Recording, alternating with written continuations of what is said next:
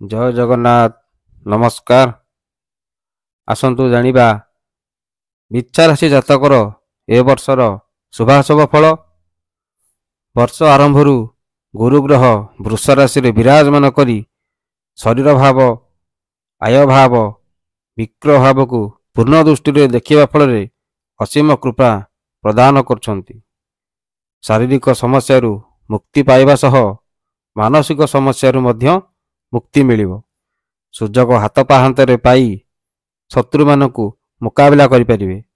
Bank, ବୀମା, ନିବେଶ ପରି ଆର୍ଥିକ ଗତିବିଧିରେ ବ୍ୟସ୍ତ ରହିପାରନ୍ତି। ଅଧିକ ଧନ ଅର୍ଜନ କରିବାର ରାସ୍ତା ଖୋଲିଯିବ ଏବଂ ଆର୍ଥିକ ପରିସ୍ଥିତି ସୁଦୃଢ଼ ହେବ।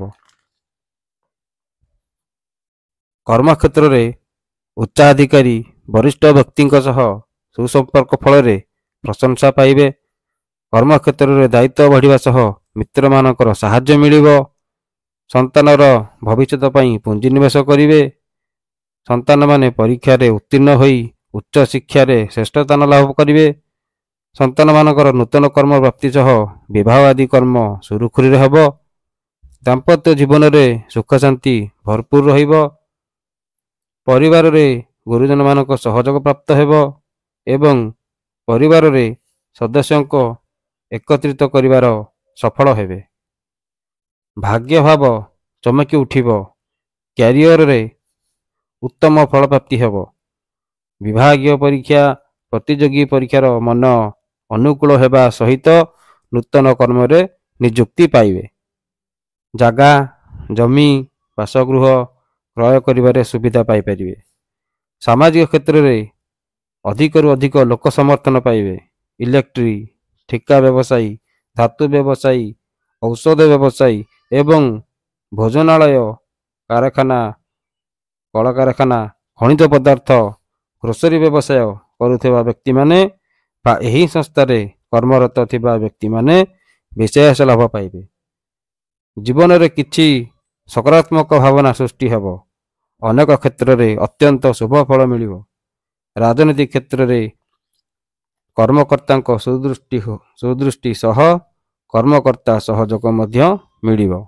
ସାମ୍ବାଦିକମାନେ ନିଜ କର୍ମରେ କୃତକାର୍ଯ୍ୟ ହେବେ। ଧର୍ମ କାର୍ଯ୍ୟ ପ୍ରତି ମନ ବଳେଇ ଶାନ୍ତି ଲାଭ କରିବେ। କିନ୍ତୁ ଗ୍ରହରାଜ ଶନିଶ୍ଚର ରାହୁ ଅଶୁଭ ଫଳ ଦେଉଥିବାରୁ ନିଜର ଖର୍ଚ୍ଚ ପ୍ରତି ବିଶେଷ ସାବଧାନ ରହିବା ଆବଶ୍ୟକ। ଅନାବଶ୍ୟକ ଖର୍ଚ୍ଚ ଅଧିକରୁ ଅଧିକ ହେବା ଫଳରେ ମାନସିକ ଅଶାନ୍ତି ରହିବ। ଆର୍ଥିକ ସ୍ଥିତି ସୁଧାରିବା ପାଇଁ ବାରମ୍ବାର ଚେଷ୍ଟା କରିବେ। ଖାଦ୍ୟପେୟ ସାବଧାନ ଅବଲମ୍ବନ କଲେ ପୁରୁଣା ରୋଗ ବଢ଼ିଯିବ। ଉଦର ରୋଗ, ବାୟୁ ରୋଗ, ଚର୍ମ ରୋଗ, ସ୍ନାୟୁ ଦୁର୍ବଳତା ରୋଗ ଆଦି ରୋଗମାନ ଦେଖା ଦେଇପାରେ। କଳା, ସାହିତ୍ୟ, ଚଳଚ୍ଚିତ୍ର ଇତ୍ୟାଦିରେ ଆଶାନୁରୂପ ଫଳ ମିଳିବନି। ପ୍ରେମିକ ପ୍ରେମିକାମାନଙ୍କର ପ୍ରେମ ସମ୍ପର୍କରେ ସମସ୍ୟା ଉପୁଜିବା ସହ ସମ୍ପର୍କରେ ତିକ୍ତତା ଦେଖାଯିବ ଓ ବିଚ୍ଛେଦ ହେବାର ସମ୍ଭାବନା ଅଛି।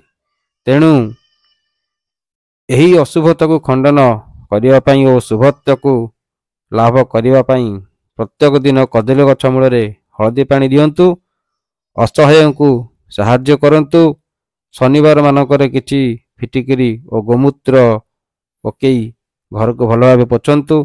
ପ୍ରତ୍ୟେକ ଦିନ ଲାଲ ଚନ୍ଦନ ବା ସିନ୍ଦୁର ଟୋପା ମସ୍ତକରେ ଲଗାନ୍ତୁ। ମା, ବାପା, ଜେଜେବାପା, ଜେଜେମା, ଗୁରୁଜନ ମାନଙ୍କୁ ପ୍ରଣାମ କରନ୍ତୁ। ଗୋମାତାଙ୍କୁ ପ୍ରତ୍ୟେକ ଦିନ କିଛି ଖାଇବାକୁ ଦିଅନ୍ତୁ।